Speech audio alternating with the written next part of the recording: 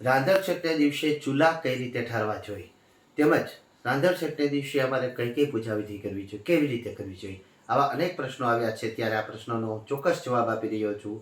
આખો વિડીયો આપ જોજો. આમાં ક્યાંક પણ આપ ભૂલ કરતા હશો તો આપણે એ ભૂલ આ વખતે નથી કરવાની. મિત્રો નમસ્કાર, હું છું આચાર્ય ડૉક્ટર અજય પંડ્યા અને સત્યમ જ્યોતિષ કાર્યાલયની અંદર આપનું હાર્દિક સ્વાગત છે.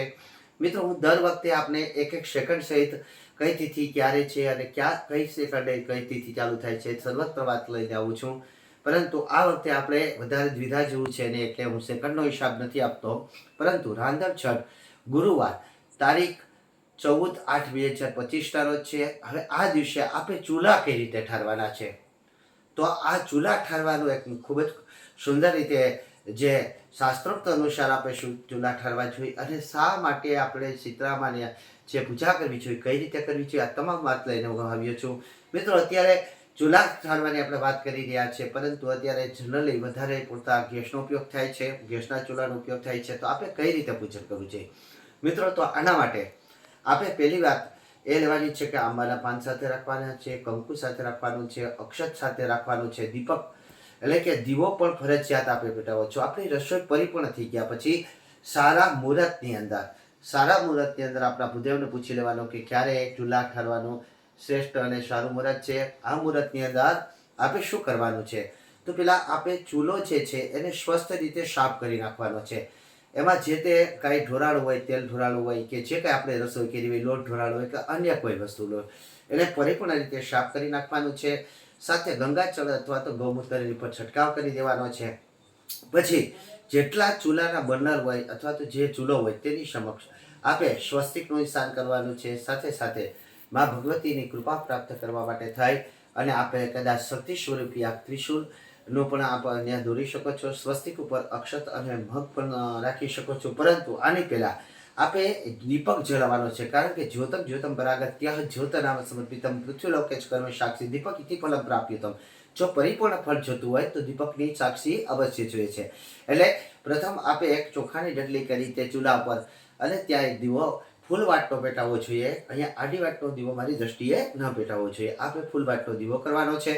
પછી ત્યાં જે ચૂલો જે છે તે ચૂલાની અંદર 5 આસોપાલવ અથવા તો આંબાના પાનમાં તિલક કરી અક્ષત રાખી અને તેને ઊભા રાખી દેવાના છે.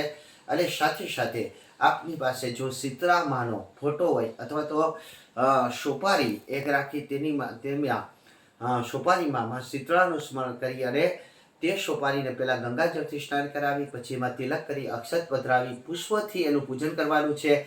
અને સીતરામાને કહેવાનું કે હે મા ભગવતી સ્વરૂપની સીતરા માતાજી, આજ રોજ અમે જે કાંઈ કર્મ કરીએ એ કર્મનો આપ સ્વીકાર કરજો અને આપના આશીર્વાદથી અમારા ઘરની અંદર સર્વ પ્રકારની સમૃદ્ધિ આવે.